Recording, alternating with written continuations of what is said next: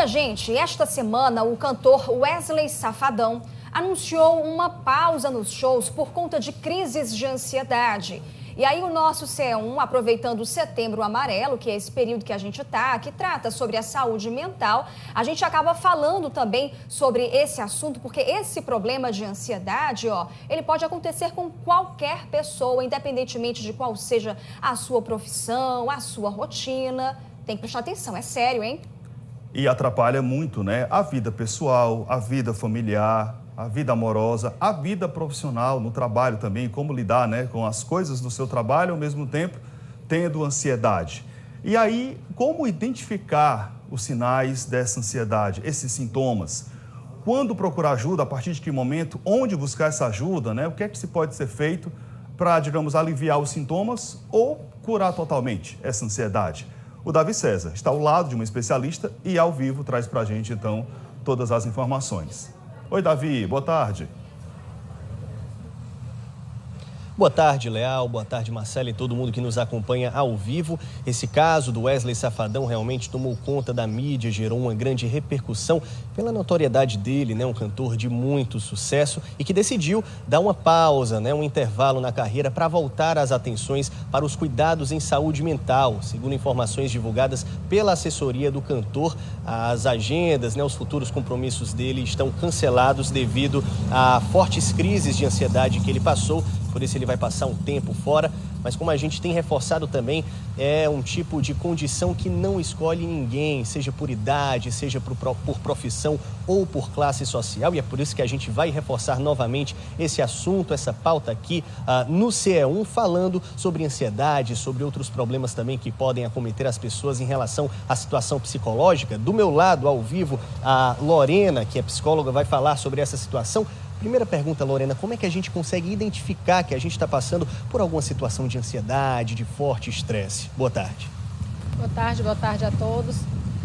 O importante é a gente começar a se autoconhecer, a enxergarmos a nós mesmos e o que de diferente está acontecendo no nosso cotidiano.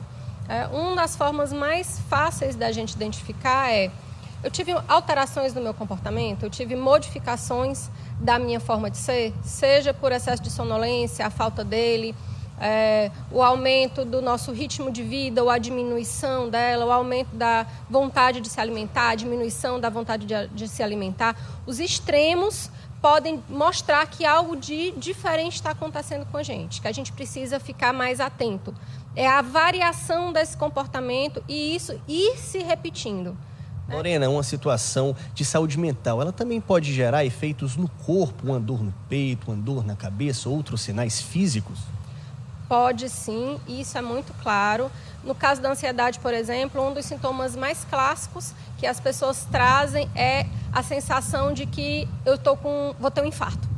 Eu acho que eu vou morrer, eu tenho falta de ar, taquicardia, né? E quando a gente vai fazer a avaliação, chega na emergência, vai fazer a avaliação com aquele sintoma que parece ser um sintoma do coração, na verdade é uma sintomatologia que diz respeito à ansiedade. Mas não é só isso, dores de estômago, dores de cabeça, dores nas costas, dores musculares, muitas vezes estão vinculadas a transtornos mentais. A base é uma dor emocional e não uma dor física, mas sim a sintoma está no corpo. Uma condição que tem sido frequentemente relatada também é a síndrome de burnout, que é relacionada ao ambiente de trabalho, né, desgastes excessivos. Quais os cuidados que a gente tem que ter com o nosso estilo de vida, inclusive no ambiente corporativo?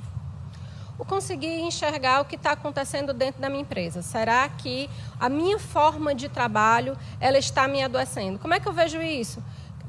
Eu estou modificando mais uma vez o meu comportamento, estou tendo irritabilidade fácil, eu não estou conseguindo mais fazer as coisas que eu fazia antes, eu estou tendo excesso de sonolência, eu não estou bem naquilo que eu costumava fazer e que para mim era tudo bem.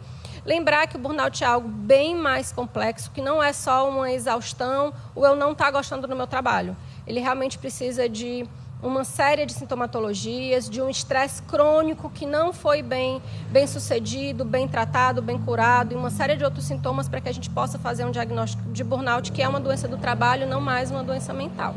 Quando a gente fala de tratamentos, muitos estigmas precisam ser quebrados, né? Primeiro, o preconceito de se buscar uma ajuda profissional, que é fundamental. Pergunta que eu te faço é como é que a gente busca esse apoio, quando é que a gente diferencia se o ideal é procurar primeiro um psicólogo, um psiquiatra?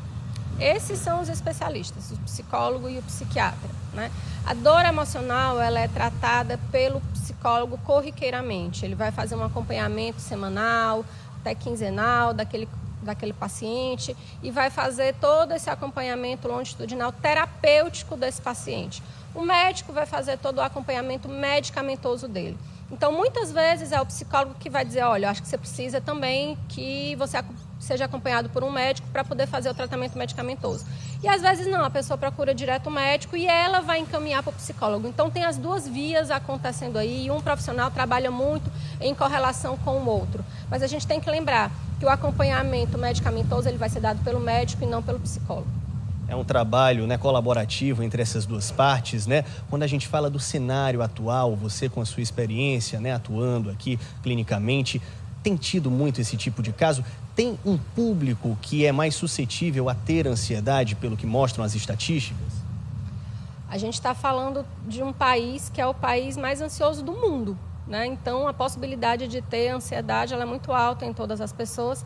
A ansiedade ela não precisa ser um diagnóstico de cronificação, ela pode fazer parte da nossa vida, é algo que acontece no cotidiano da gente e ele pode ser adoecedor quando ela se cronifica. Né? Mas a gente tem que lembrar que hoje, quando a gente faz estudos acadêmicos, a gente percebe que o adolescente, o jovem, as gerações mais jovens, elas têm vindo com níveis de ansiedade muito altos. Lorena, tem alguma orientação que você possa dar, até mesmo voltada ao estilo de vida das pessoas, para se ter uma vida mais tranquila? Tem como evitar um problema como esses? A gente tem que lembrar primeiro que nós somos seres integrais, então que a gente precisa cuidar corpo, mente, espírito, comunidade, o que está no nosso sistema, na nossa volta. Então, é sempre bom a gente lembrar disso, né? Precisa, sim, ir sempre ao médico, mas a gente precisa também, com muito cuidado, cuidar do nosso corpo, fazer um exercício físico, atividade física é importantíssima.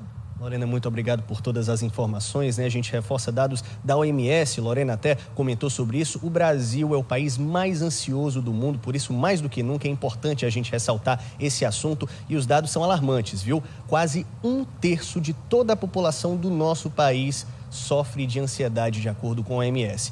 Esse mês a gente está no Setembro Amarelo, as atenções se voltam ainda mais para esse tema, mas a gente vai continuar reforçando essa pauta aqui no CE1, sempre, não só nesse mês, mas em todos os meses, porque é uma discussão muito importante e necessária, viu, Marcela, Leal?